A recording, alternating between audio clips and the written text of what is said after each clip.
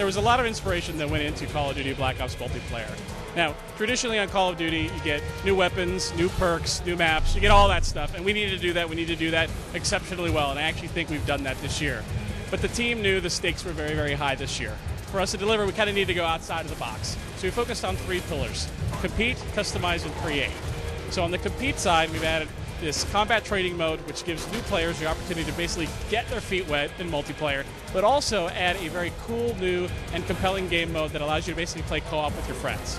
The other thing we did was add Wager Match, which basically takes this idea of a Call of Duty currency that we've introduced and allows you to put it on the line to earn more currency or, unfortunately, lose it. It's a very fun game mode. I think for my guys that play it and me, it's probably the biggest adrenaline rush that you actually get, and it's a lot of fun. So that's the compete side. On the create, we've added this cool new theater mode.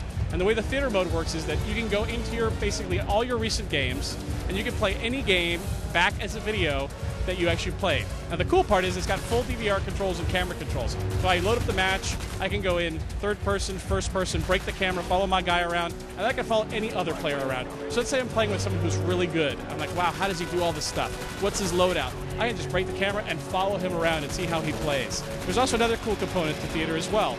On Call of Duty this year, we've introduced this idea of a player card. So normally when I go into the game, I can go look at your name and say, okay, here's this guy, he's level 54, and that's what he does. Now think of it as your Call of Duty baseball card. What you can do is you have 6 slots that you can put all of your different theater modes that you've made and put them on your player card. So let's say you had an awesome kill streak, or you made a cool video that you mashed up with the theater editor. You can then put that on your player cards for when anybody goes to say, hey, who's that guy? Oh, wow, this guy's awesome. He's gotten all these cool kill streaks. Or he had this awesome, really funny tomahawk throw. And it really gives, again, players identity of what they are doing with the game. So the last one is customization. And this one's really cool. This is something where everybody's like, I want Call of Duty to be my own Call of Duty. In the previous Call of Duties, we had this idea of you unlock emblems and you unlock call signs to do it. Now we're giving you the ability to make your own. We've seen some pretty creative people come up with some pretty creative and very interesting artwork to make their emblems. But it's something where I literally was like, okay, I'm going to play around with an emblem, and then I was playing around, I was trying different things, and you literally can get lost in it because there's so many options to flip and change color and scale and do all that kind of stuff. So really what we felt was we want to offer a lot of new different content, still make a great multiplayer game, but give people ways to experience Call of Duty like they never have before.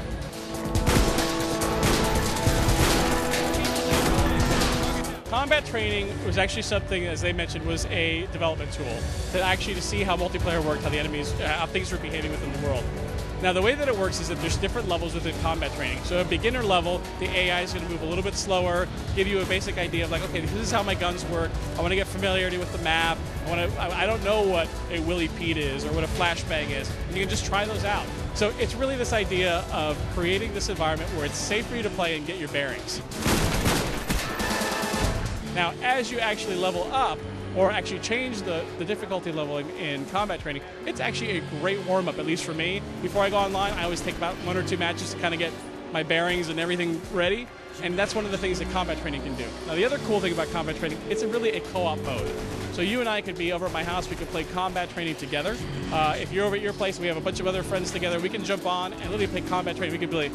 You could be with you and 2 other bots, and I could be with my buddy and 3 other bots, and you can basically create matches and try them out with a lot of bots against a very small team. So there's a lot of variability that you can do. And I actually think that this mode will be a great sort of taster for people that are sometimes intimidated by Call of Duty multiplayer, and they can have their own multiplayer experience that way. My favorite kill streak. Well, there's different ones for different reasons. I love the gunship. That's a player-controlled helicopter, something new for Call of Duty. Napalm is awesome because it looks just incredible. And then the RCXD, which is the remote control vehicle, is a lot of fun because literally it's fun chasing people down in the map. So there's a little bit for everybody. What is going to shake the foundation of multiplayer? I think when people get their hands on Wager Match mode, see what it is. We've added these 4 new game modes within Wager Match. We actually think people are going to go, wow, it's so basic, but it's so much fun, and that's one of the things that me and my team play all the time.